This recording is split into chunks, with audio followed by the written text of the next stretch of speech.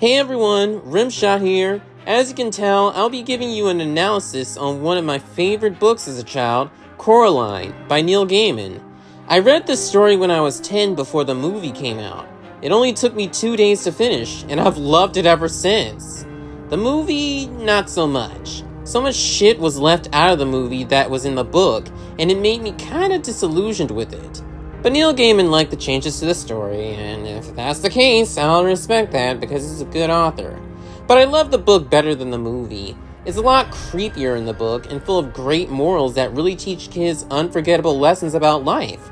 And I wish it had added more than just the moral of the story, be careful what you wish for, or be grateful for the things you have in life, because at the end of the day, you're alive and well and should live life to the fullest. But that's not the only moral of the story. There are 3. Well, my friends, don't worry. I'm going to explain everything. And a little word of caution, there will be spoilers. So if you haven't read the book yet, I'd advise you to do that right away and then come back here. I'll give you 10 seconds before I start.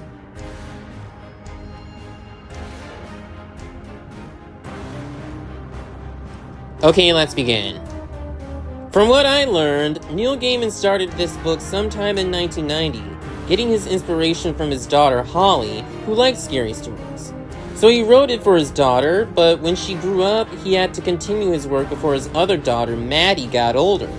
As for how he came up with the name, Coraline's name was originally going to be Caroline, but he made a typo and ended up liking that name better, which is great, because sometimes good things can come to you by accident. I once accidentally spilled my mother's liquor bottles on the floor when we were cleaning the house, and they broke apart. She was angry at first, but because what I did, she found out that someone had been drinking her alcohol and was glad that I caused this accident. Funny how things turn out. Now, on to the story. Remember, spoilers. Anyway, we start off with Coraline living in a new home, a house that's been divided into flats. In the book, the house is clearly set in England, but in the movie, they set it in Oregon. In all honesty, I don't really understand why Americans do British people so dirty, replacing British actors with American ones. But a lot of Americans can do a pretty good British accent. I'm one of those Americans, and I'll be talking in this accent for most of the video, just to make things authentic. Now, with that out of the way, let's continue with the story. The house is divided into 3 flats, housing 2 retired theater actresses, Miss Spink and Miss Forcible, and a man who trains circus mice, simply called the crazy old man upstairs. Both of them get Coraline's name wrong, calling her Caroline, and I know that feeling. I always hated when people get my name wrong. They call me Raymond, but it's Rayman, not Raymond. Moving on. Her parents don't pay much attention to her because they're busy with work, which is understandable because if you gotta take care of your child, you need money, right? Well, it's that mindset that makes our young explorer so bored that her father suggests she explore the flat, which is how she finds the door leading to another world, and an other mother who looks a lot like Coraline's mother, but taller and thinner, with paper white skin, long fingers with curved sharp fingernails, and buttons for eyes. Instead of making Coraline entertain herself, the other mother entertains her. She offers to let Coraline stay with her forever, for the price of letting the other mother replace her eyes with buttons.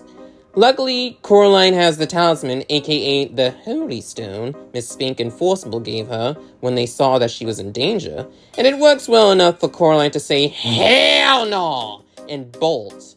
But before we get into that, let me explain to you what Holy Stones are. Stones with naturally occurring holes right through them. Other names for them are hagstones or adder stones, but I prefer to call them holy stones.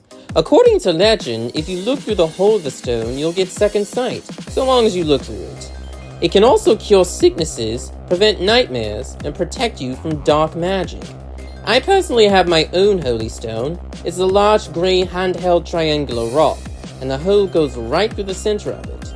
But I've heard that not all holy stones are genuine. The genuine ones are supposed to float in water and look as if they're made of glass. But if that's the case, they're probably made from sea glass, which doesn't surprise me since holy stones are only found on beaches and dry riverbeds. So if anything, the sea glass holy stones aren't really genuine since they're made from discarded glass. so we can rule that legend out. Moving on. Coraline goes back home to find out that her parents have been taken by the other mother, from her friend, the Black Cat, who is such a pretentious little bitch! He has a change of heart though. He gives Coraline the idea that she should challenge the other mother in order to get her parents back. When Coraline goes back to the other world, the other mother tries her best to convince Coraline to stay, but Coraline refuses. And because she won't eat the other mother's food, good choice by the way, she brings 3 apples. It's just like the myth of Persephone, or any other food made by spirits. You eat it, and you end up stuck there. So word to the wise, don't eat the Fae food! And that's exactly what Coraline did when she first entered the other mother's world. But thank God she had the Holy Stone in her pocket. Without it, the food would have ensured that she'd give in to the other mother's suggestions. And the stone protected her again when she fell asleep in the other world too. She didn't have the stone with her in her pocket, ended up feeling foggy-headed, unaware of herself and her surroundings, because that was what the other mother's magic could do. And it's the reason why Coraline would have been trapped in the other mother's world. The enchanted food and the other world itself takes over your mind. But when Coraline put the stone back in her pocket, she was free from the other mother's control. I'll be talking about the subject of magic more in my next video. Anyway, that's why in the movie, Coraline being without the stone doesn't make sense to me. The other mother's world and the food controls people's minds, and without the help of that stone, she would have been completely under the other mother's spell. She didn't have her stone when she visited the other world 3 times, so her refusing the other mother's offer instantly doesn't make any damn sense. I know I would have been done for if I didn't have that stone, wouldn't you? If not, good for you. If you say that you have God to protect you and you don't need the stone, you might want to watch my upcoming short video called Magical Mind Control and Christian Protection. But anyway, the other mother's pissed that Coraline refuses her offer, so the other mother locks her in the closet with 3 ghost children.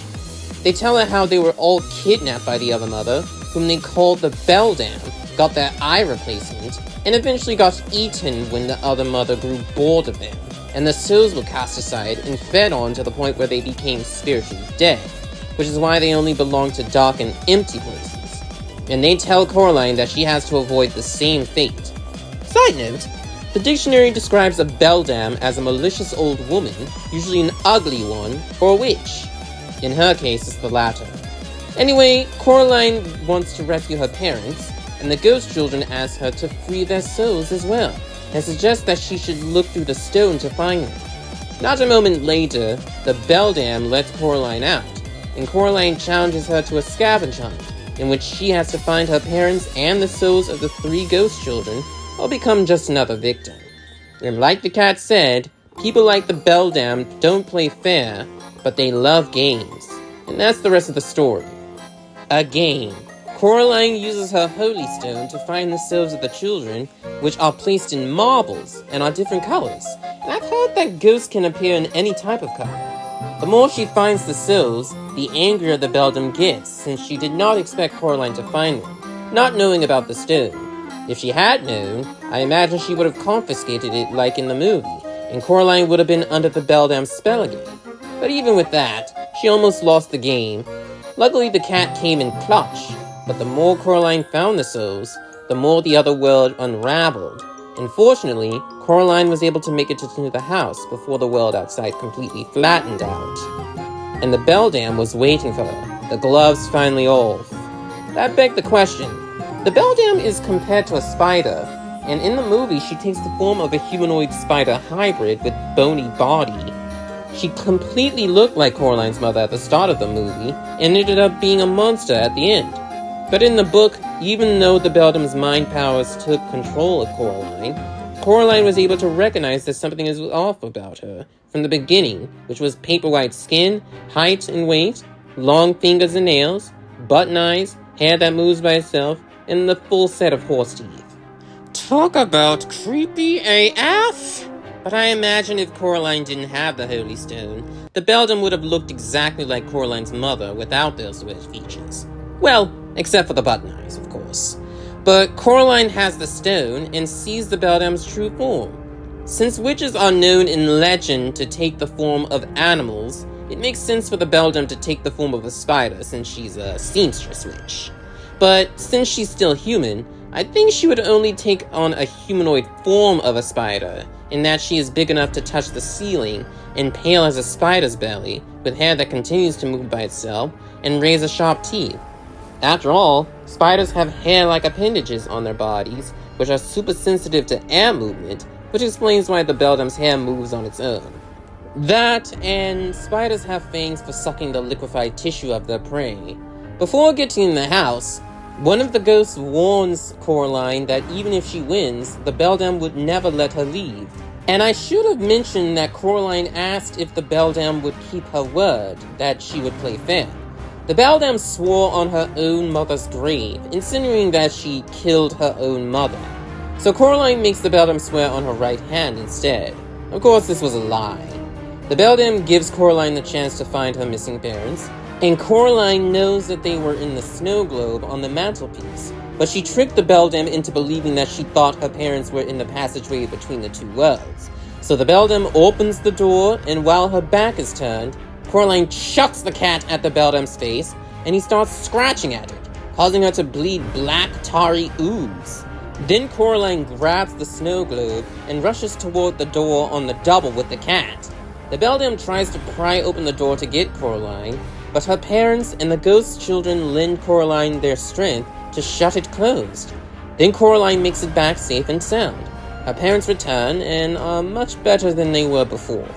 Coraline thinks she's safe, but at night, the three ghost children tell her in a dream that the beldam is still after her, and finds out in the morning that the beldam's right hand, which was lopped off by the door, had escaped into the real world to look for the key, which Coraline wears as a necklace. So she devises a plan to trap the hand by tricking it into believing that she's having a tea party near the well, and puts a paper tablecloth on the well, which is supported by teacups. Then she puts the key on the tablecloth, and the beldam's hand grabs it, but falls in the well along with the key. Coraline finishes the job by closing off the well, trapping the hand and the key down there forever. Now, I know what you're thinking. Why did Coraline do this? That's so stupid. The cycle will continue. There might be a portal in the well too. But let me tell you this. The beldam can't create, only corrupt what already exists. There's no old well in the other world because, like the cat said, spiders' webs only have to be large enough to catch flies. The beldam will never get that key back, especially since her world is now a blank canvas. And as further proof, after Coraline traps the hand, the crazy old man upstairs, aka Mr. Bobo, and his circus mice congratulates Coraline for saving the day. What more proof do you need than that? And there you have it. That's Coraline in a nutshell. It's nice to relive this story that I remember quite well and adored. Hope you all enjoyed my video. Like, share, subscribe, and have a great day.